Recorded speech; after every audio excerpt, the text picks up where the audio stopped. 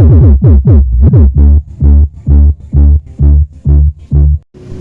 ayan mga boss, nagmamasilya tayo ngayon ng MCB box.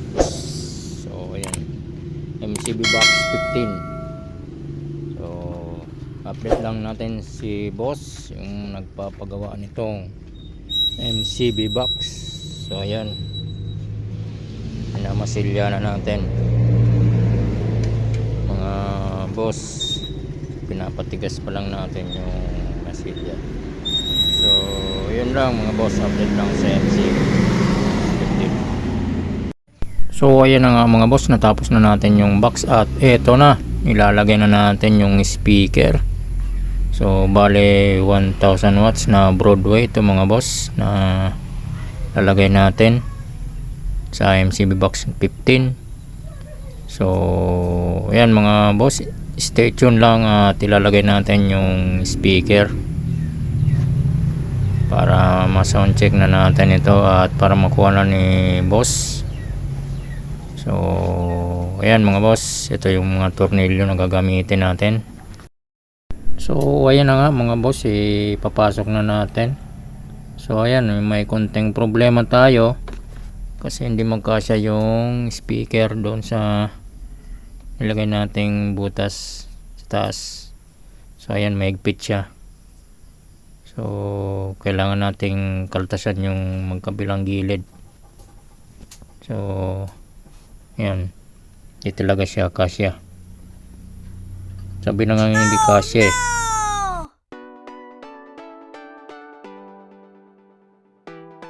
So yun mga boss, nagbuhos tayong konti dito sa gilid kasi hindi magkasya yung speaker. So pinawasan natin yung konti. So okay lang yan kasi naman hindi magkasya yung speaker natin. So yan, insert natin, testing natin yung speaker. So ayan mga boss, bago natin ipasok yung speaker, binugan muna natin para pantanggal yung mga alikabok. So ayan, hindi pa rin kasya. So hindi pa sakto yung binawas natin, wala talaga, hindi kasya. So ayan mga boss, kakaltasan natin ulit, babawasan natin ulit yung kabilang gilid para masakto na yung speaker. So ilagari muna natin mano-mano, konti lang naman to eh, konting bawas na lang. So tinanggal natin yung T-nut kasi malapit doon sa gilid yung T-nut, so tatamaan ng lagari. So tinanggal muna natin. So ayan, kinaltas muna natin yung konti sa gilid. Ayan.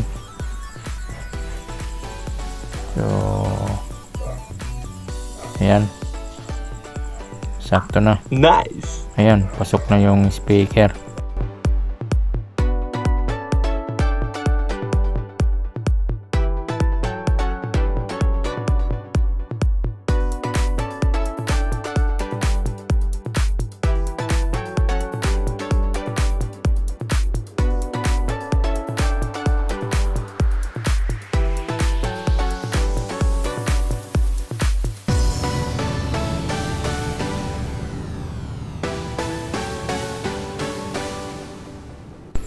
So ayan mga boss, final na to. So wow, pinasok na natin yung speaker at inalay natin yung speaker sa mga butas para mapasok natin yung mga bolt. So ang gamit natin na bolt dito is 6mm na bolt. So ang haba niya is 45mm or 50mm kasi nakadouble yung paglalagyan natin ng speaker. So bali double walling ang back panel nito mga boss. So mahabang tornilyo yung ginamit natin dito. So ayan, babalik na natin yung dalawang T-nut magkabilang gilid.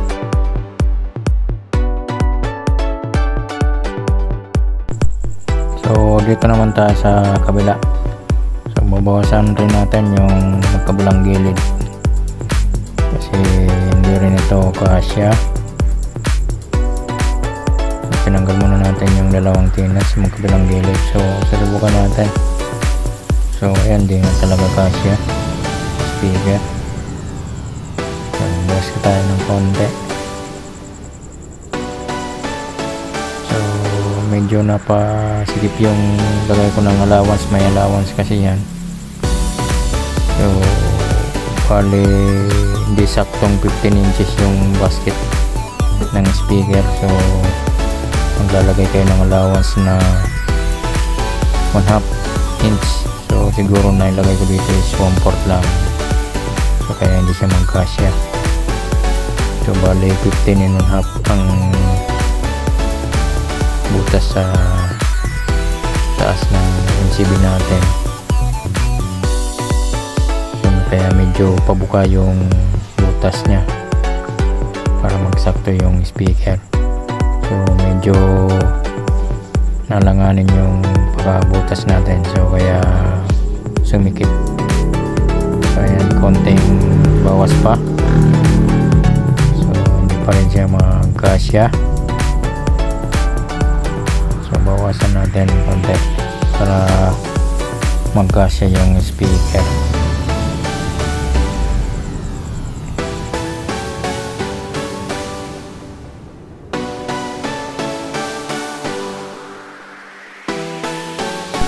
So ayan, konti pa.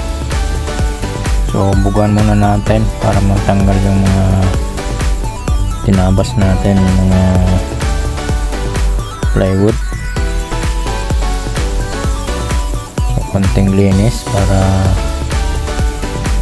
malinis yung ating box sa loob, kasi pag hindi natin nilinis yan, syempre yung alikabok piligid yan doon sa speaker or pumasok sa ating voice coil. So sinisiguro natin na malinis yung loob ng ating box para hindi ma-damage yung ating voice coil.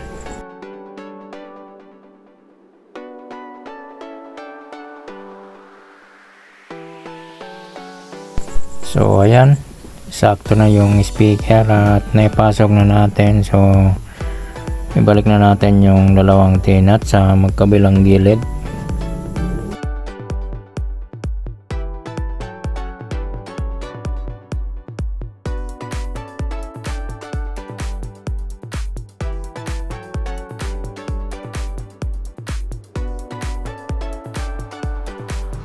At syempre pipinturahan natin yung kinaltasan natin o pinagbawasan natin plywood para okay tingnan. So pininturahan muna natin ng itim yung pinagkaltasan natin, so para hindi masyadong halata, kasi pangit naman na hindi natin applyan ng kunting pintura.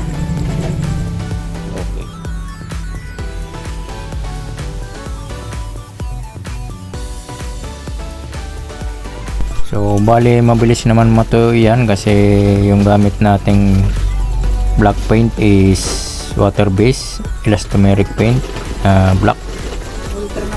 So yan yung ginagamit natin para mabilis, lalo kung yung box na pinapagaw is minamadali. So para mabilis yung ating gawa is yung elastomeric paint yung pinang tatap coat natin para mabilis matuyo.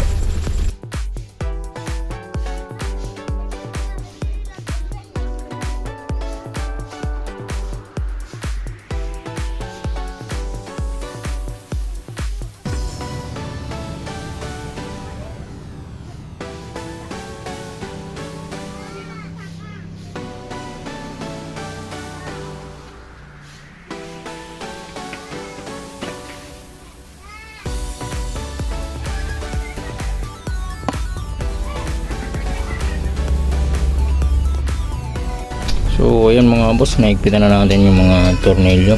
So napakahirap pigpitan kasi maliit yung box. So ayan, okay na yung wiring sa speaker, kakabit na. Ayan. So Sasarado na natin mga boss.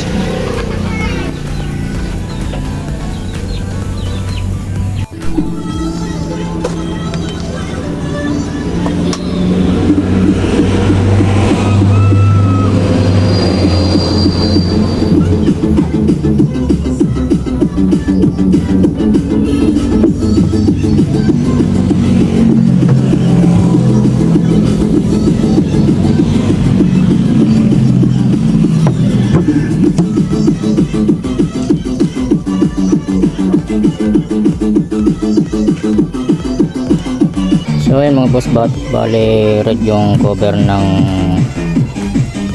box na ito, MCB box 15. So requested yan ni customer na kulay red. So bali repeat order lang ito mga boss, may dalawa na akong nagawang box doon sa kanila na 15 din, so nagpa-additional lang dalawa ulit. So ayan mga boss, so tutornilyo na natin.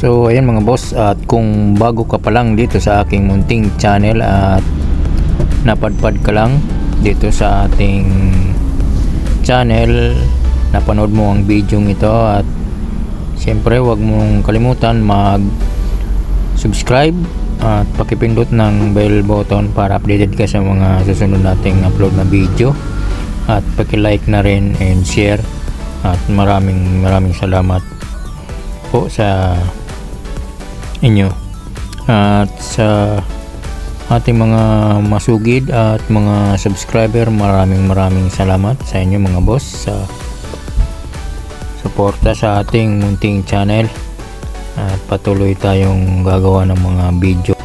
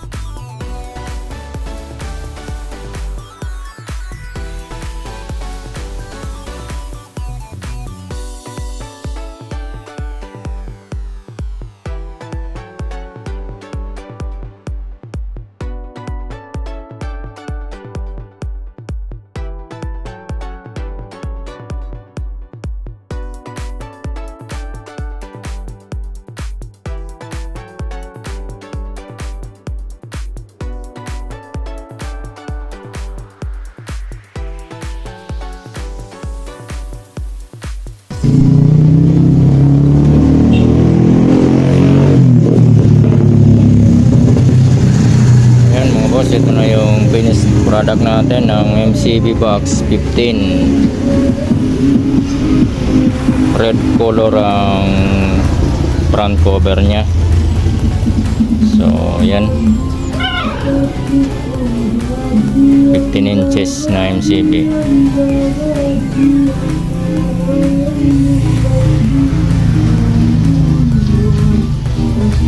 So bali nagkulang lang ito sa corner guard sa likod, kasi yung order ko na corner guard 16 pieces, so 8 na itong old na design, so pinadala ni seller yung isang design, so hindi ko pinabit kasi pangit tingnan, tsaka hindi magmamatch kung pagpapatungin, kasi kung nakita niya naman may group ito dito. So yan yung parang dyan naglalak yung corner. So yan, 15 inches na MCB box.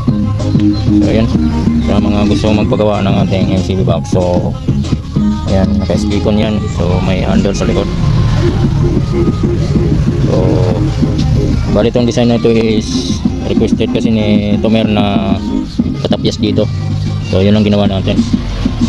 So parang design ng L36 ang gusto niya yata. So ayan mga boss.